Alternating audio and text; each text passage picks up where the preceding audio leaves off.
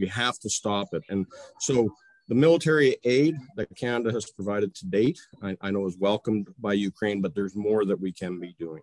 We're sending over some new light armored vehicles. We call them LAVs. They're Super Bisons, and they're the very new ones right off the line.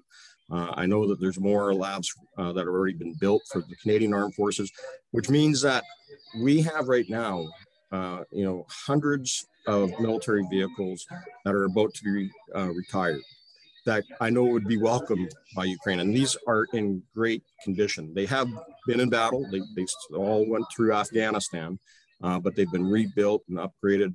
And our Coyotes, our Bisons, our M113s could all be moved to Ukraine, fairly rapidly because they're about to be replaced.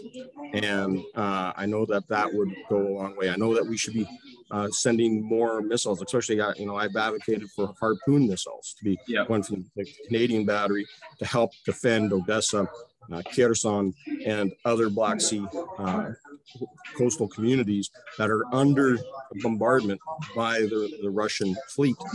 And those land-based, and they can be operated off the water as well, but they're very doable. And I know that the British Harpoons that Ukraine is using now are making a difference in defending those coastal cities, especially as we start looking at moving goods from Odessa. Now that we got grain getting shipped out, and hopefully we can get a lot more shipped out to help stabilize Ukraine's economy.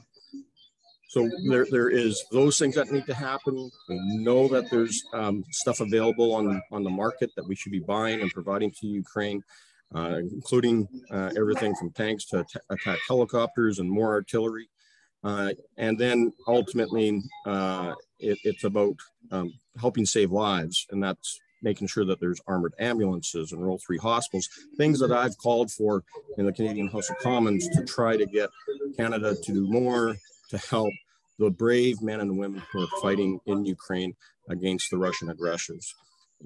If we're going to stop these war crimes, if we're going to stop these atrocities, then it starts on the ground and what we can do in supporting Ukraine in their battle.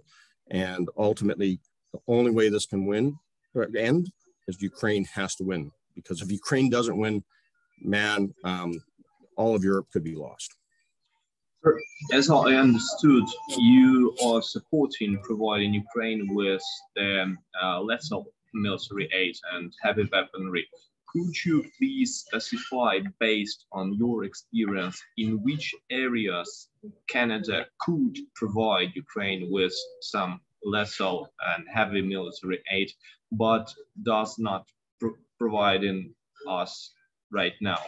So could you please specify what sort of weaponry it should be and could be? So I can say this, that for the past 5 years, us as Canada's official opposition, the Conservative Party of Canada, has been pressuring the Trudeau Liberals to provide lethal aid.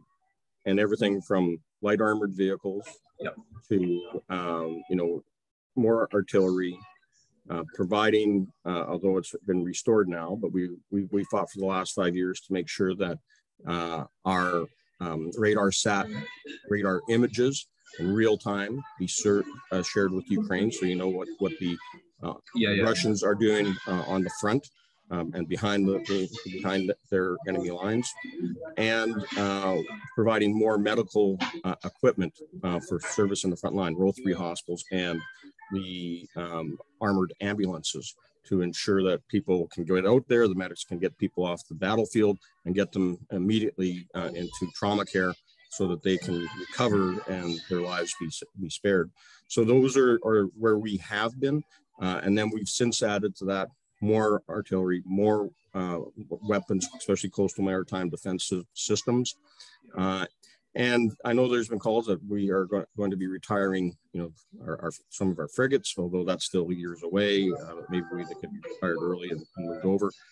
But, there is, opportunities here with what Canada has and what Canada can give. Sniper rifle is something that has come to Ukraine in the past from Canada. More sniper rifles will make a difference, especially when you look at how effective it's been in knocking out the military leaders from Russia every general and colonel that we can take out of service is a win for Ukraine and leaves Russian forces in disarray. So those are where I think there's some opportunities. You know, we do build labs, we do build sniper rifles, we do build drones. You know, we have the optical equipment to do it. We have the radar, the satellite systems that can assist on the ground. So that's where Canada should be focusing our assistance to Ukraine and do it in a lot bigger way.